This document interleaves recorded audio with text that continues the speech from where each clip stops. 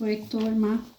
Divaldo Franco, Manuel Filomeno de Miranda, Transição Planetária. A gente vai continuar o capítulo 12, A Vida Responde Conforme Programada. Então, tem um pedacinho de ontem que eu quero retomar a leitura, tá bom? As soberanas leis sempre se encarregam de reequilibrar a ordem onde se hajam manifestado a agressividade e o crime, o despautério e a crueza dos sentimentos. Ninguém que agrida a vida conseguirá ser libertado, porque ficará emanado ao erro, até que reconquiste a paz resultante do dever sobremente exercido e da consciência harmonizada. Ou seja, a justiça de Deus é feita através de sua misericórdia para todos, né, gente? Não tem como passar nada sem o nosso Criador ver, saber e fazer a sua justiça, né? Por outro lado, onde se encontre o agressor, Sandeu, a ele vinculada estará a vítima que, não o havendo perdoado, estabelecerá seus planos de vingança. Sempre, portanto, que se viva com harmonia, desincumbindo-se dos deveres que lhe dizem respeito com seriedade e elevação, será lograda a felicidade real, aquela que nada consome. Quando silenciou, deixou-nos uma sensação de coragem assinalada pela alegria de viver no serviço de autoiluminação. A noite, porém, prosseguia lúgubre, ameaçadora. De certo modo, relâmpagos e trovões, chuvas intermitentes tornavam o nosso trabalho mais penoso. Não se tratava de fenômenos terrestres, mas de tormentas espirituais defluentes das vibrações grosseiras e dos campos magnéticos sobrecarregados de energias deletérias. Na imaginação de alguém menos experimentado, logo se teria a ideia de tratar-se ali do inferno mitológico, onde não luzem a misericórdia nem a compaixão. A diferença é que o amor de Deus ali se encontrava em atividade, diminuindo as tenazes constritoras do sofrimento que ele colhera rapidamente aquelas dezenas de milhares de existências em plena exuberância fisiológica e demorada ilusão física. Não havia, porém, tempo para aprofundar reflexões que ficariam por ocasião própria, sendo-nos indispensável servir quanto nos estivesse ao alcance, sem medirmos esforços para libertar os irmãos equivocados, pouco importando as suas origens, as circunstâncias da desencarnação, a religião que professavam. Então, indistintamente, o socorro é para todos, né? O bem não se detém ante qualquer tipo de fronteira, limite, preconceito, porque é emanação divina para a edificação da vida. Então, aqui a gente fica escolhendo em quem a gente vai ajudar, né? Lá não tem essa, não. Constatava, mais uma vez, que cada criatura é um ser especial, verdadeiro universo a descobrir, desconhecido por ela própria. Em consequência, cada desencarnação é especial, típica de cada indivíduo, porque caracterizada pela sua realidade pessoal. Muito difícil estabelecer-se regras comparativas sobre a existência e a desencarnação dos seres. Certamente há biótipos que servem de padrão para que se realizem paralelos, que ajudam no entendimento das circunstâncias e das suas ocorrências.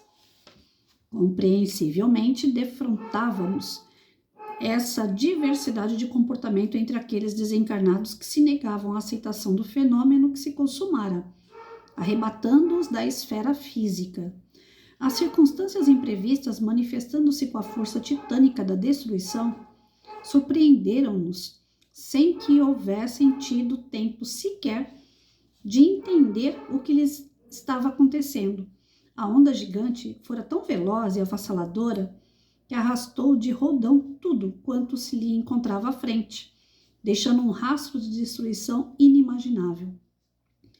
Transferidos coletivamente para o mundo espiritual, sem perceberem os demais que foram recambiados juntos, cada qual permanecia prisioneiro das suas sombras e encantamentos, sem estrutura emocional para conceber o que lhes acabara de acontecer. deixando-os enlouquecidos. Ainda meditava em torno do drama da senhora gestante desencarnada quando tive a atenção despertada para uma dama que se encontrava profundamente vinculada aos despojos em estado deplorável. Gritava muito, inspirando nossa compaixão e sarcasmo na chusma de perversos obsessores, que a martirizavam com motejos vulgares, enquanto ela intentava romper os vínculos para ir procurar o filhinho cujo paradeiro desconhecia. Estava mais ou menos informada sobre a morte que a arrebatara, não compreendendo as forças que a mantinham presa ao corpo, quase totalmente destruído. Chamava pelo filho, com voz pungente, logo se alucinando, tentando arrancar os cabelos, ferir-se, atirando-se ao solo contínuas vezes, buscando levantar os destroços materiais. Dr. Charles acercou-se e auscultou-a psiquicamente, procurando ler nas suas paisagens mentais as ocorrências momentos antes da tragédia coletiva. Falou-nos que se encontrava distante da praia, na residência humilde, quando esta desabou sob a força incoercível da onda poderosa que diminuíra de volume. Desencarnara imediatamente sob os destroços que a esmagaram.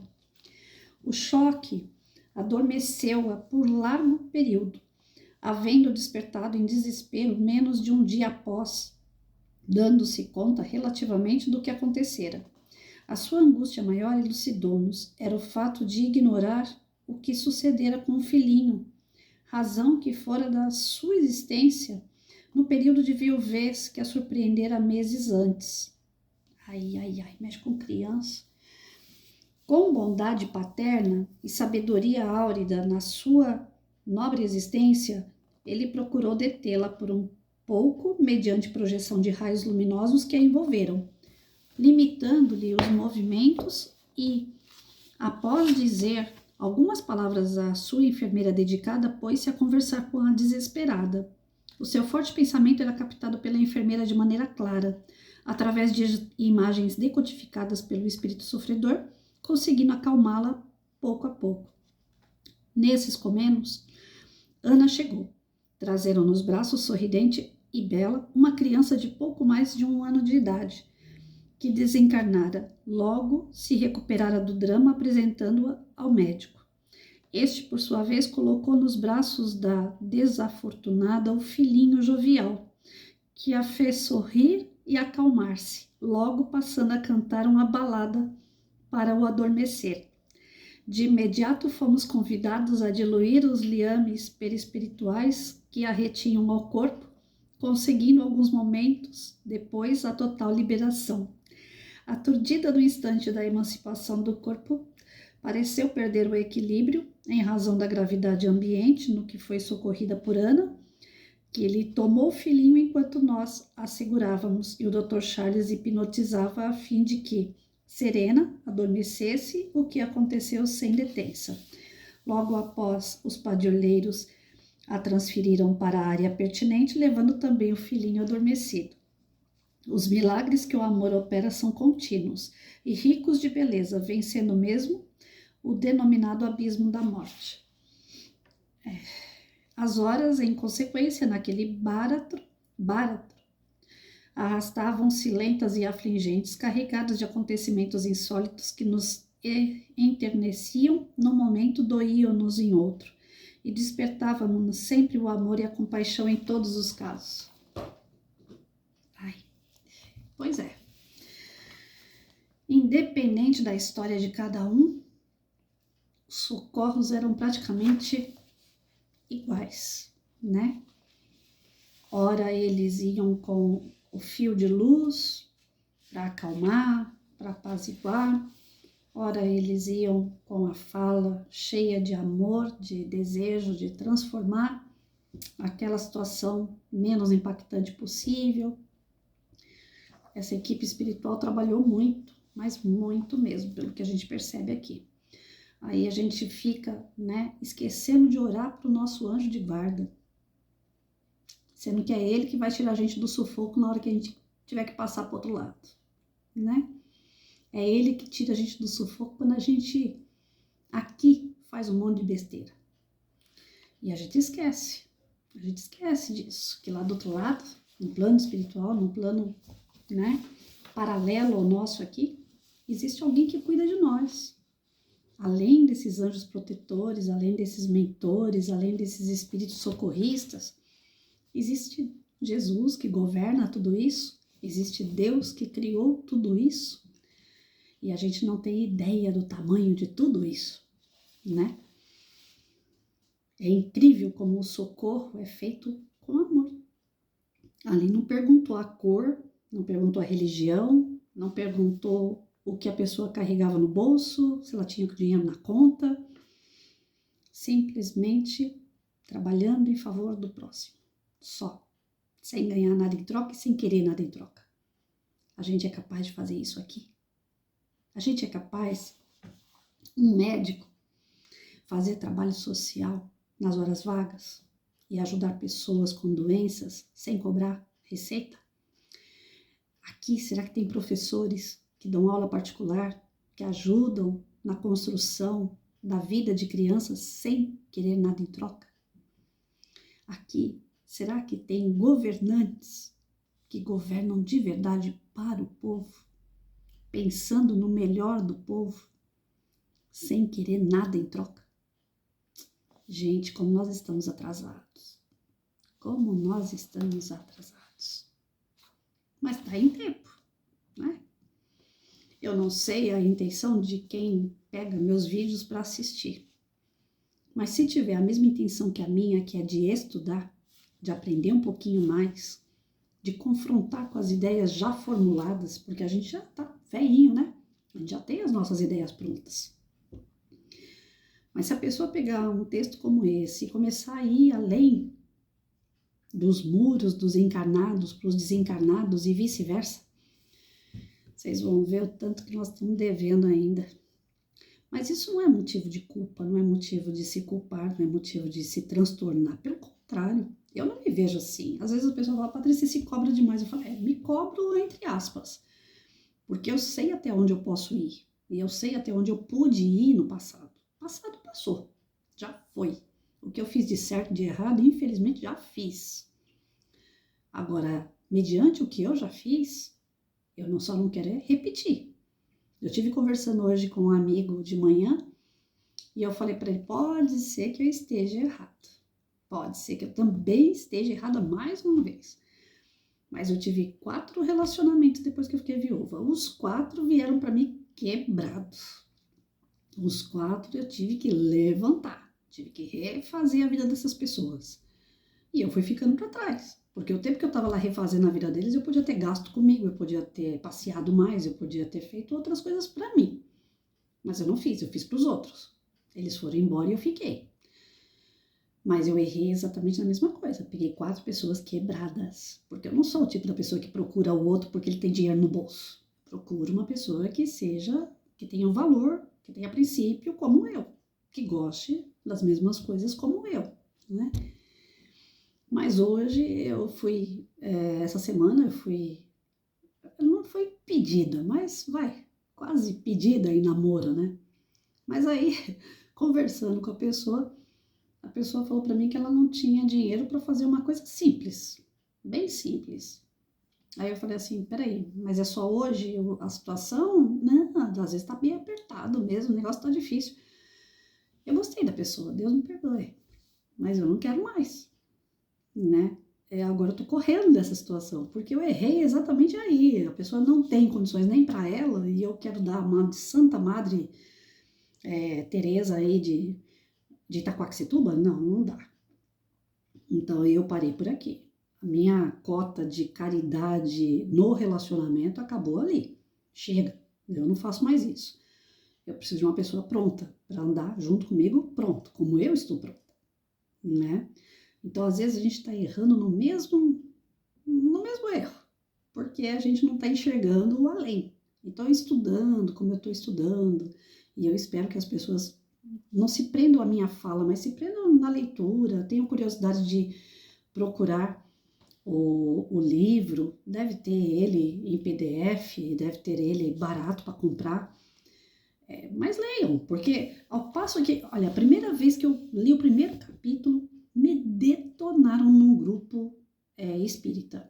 Não pela minha interpretação ninguém nunca me detonou. Ou concordam com o que eu falo, ou então falam é besteira, nem vão prestar atenção. Mas me detonaram pelo livro, pela escolha do livro. Que é balela, porque é isso, que é aquilo. Gente, eu já aprendi tanta coisa com esse livro. Então eu estou bem atrasada mediante as críticas da pessoa. Eu estou muito atrasada, porque eu estou gostando. Eu estou aprendendo muita coisa aqui. Né? No Titanic, se escolhia primeiro as mulheres e crianças, né? Para poder salvar. Depois eram não lembro agora se eram os idosos, né? Os homens eu sei que eram os últimos a sair do navio. Então ia escolhendo, selecionando quem ia ser salvo. Aqui vocês estão vendo na leitura alguém que está sendo selecionado, eles estão socorrendo um, vem um outro lá pedindo socorro, eles vão lá e socorrem também, e vão, e vão, e vão, e não pergunta nada, de onde você veio, o que foi que você fez, e estão vendo, porque a espiritualidade, eles têm o dom, graças ao bom Deus, a sensibilidade, a visão de saber, de fotografar aquela pessoa todinha, em raio-x ali, quem é aquela pessoa. Então, no caso daquele casal que matava crianças, se fosse a Patrícia atrasada do jeito que ela é, não, aquele lá depois eu vou primeiro nessa daqui, que tá procurando um filhinho, né, que tá sofrendo porque tá sem filho, eu não tô vendo o passado dela, então eu ia primeiro nela. Aquele que eu tô vendo o passado, que eu ainda sou muito dura, então aquele ali eu não ia socorrer agora não. Eu, Patrícia, né? Mas a espiritualidade benevolente, boa, amorosa, ela não escolhe ninguém, não tem diferença nenhuma entre o branco, o negro, o gordo, o magro, o alto, o baixo, o que tem defeito, o que não tem defeito, o que faz coisa errada, o que faz coisa boa. Eles não diferem ninguém. E eu cansei de ouvir isso em palestra. Cansei de ouvir isso em palestra.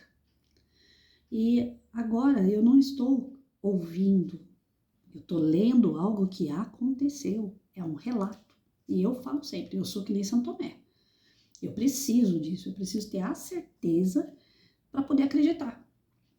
Então, essa parte do não escolher, não diferenciar, isso daí eu tenho muito, mas muito, muito, muito ainda que aprender. Eu estou muito atrasada, mas muito, não é pouco não. E você? Você que me ouve, você que participa, que está aí sempre curtindo os vídeos, como é que tá? Você ainda seleciona pessoas? Você ainda escolhe a quem ajudar? Se tiver nessa fase aí, tamo junto. Mas tá na hora da gente mudar, tá certo? É estudando que a gente aprende. Fiquem com Deus, gente.